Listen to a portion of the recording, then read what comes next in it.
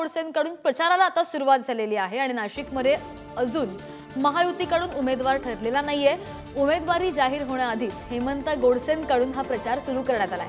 हेमंत गोडसेंकडून प्रचार साहित्याची सुद्धा तयारी करण्यात आली आहे आणि 10 वर्षात केलेलं काम मतदारांपर्यंत पोहोचवणार असं वक्तव्य हेमंत गोडसे यांनी केलंय। आपा काय नेमकी तयारी सुरू आहे, अशा पद्धतीने तुम्ही सगळा आढावा घेताय? गेले 5 वर्षामध्ये आपण जी काही विकास कामं केलीत तर त्याचा एक अहवाल आपण या ठिकाणी छापलेला आहे आणि ती माहिती प्रत्येक मतदारापर्यंत पोहोचवणं ही त्या लोकप्रतिनिधीचं मला असं वाटतं का कर्तव्यच आहे आणि म्हणून आपण हा अहवाल प्रत्येक मतदारापर्यंत पोहोचवण्याचं काम या ठिकाणी करतोय। त्याचबरोबर निवडणुका आल्या की नियोजन हे अतिशय महत्त्वाचं असतं, कारण पूर्व नियोजन केलं तर निश्चितच त्याचे रिझल्ट्स चांगले त्या ठिकाणी मिळत असतात आणि म्हणून ज्यावेळेस अधिकृत घोषणा होईल त्यावेळेस धावपळ होण्यापेक्षा अगोदर त्याची पूर्वतयारी केली किंवा इतरही पक्षातून जे काही आमच्या पक्षाचे मुख्य नेते शिंदे साहेब ज्यावेळेस जे काही ठरवतील तर त्यावेळेस हे नियोजनाचा भाग म्हणून निश्चित हे पक्ष संघटनेला त्या ठिकाणी उपयुक्त होत असतं आणि म्हणून याची पूर्वतयारी या ठिकाणी आपले सर्व संघटनेचे पदाधिकारी या ठिकाणी करत आहेत।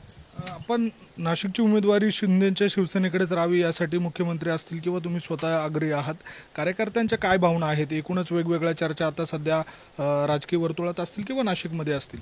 प्रत्येक कार्यकर्त्याची शिवसैनिकाची भावना आहे की हे जागा आपली शिवसेनेची आणि म्हणून आपल्याला ही शिवसेनेलाच सुटावी, कारण या ठिकाणी खासदार शिवसेनेचा आहे आणि त्यानंतर खाली आज आमदार नाही आहे, आज महापालिका नाही, जिल्हा परिषदा नाही आणि म्हणून जे काही उद्या जी काही कामं पडत लोकप्रतिनिधी खरं तर सर्वच निवडून आल्यानंतर सर्वच पक्षांचा असतो।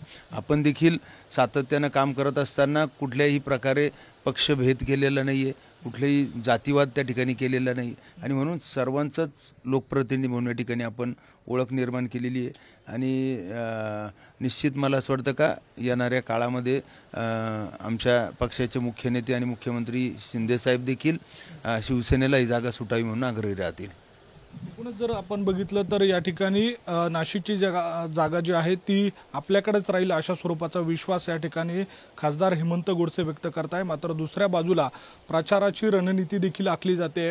पक्षाकडून असलेला जो आढावा आहे किंवा एकूणच 10 वर्षांमध्ये केलेल्या कामांचा आढावा घेऊन पुढील काळामध्ये नेमकं काय करायचं, कशा पद्धतीचा प्रचार करायचा याची तयारी देखील आता हेमंत गोडसे यांच्याकडनं केली जाते। व्हिडिओ जर्नलिस्ट जय साबळेसह किरण ताजने, पुढारी न्यूज, नाशिक।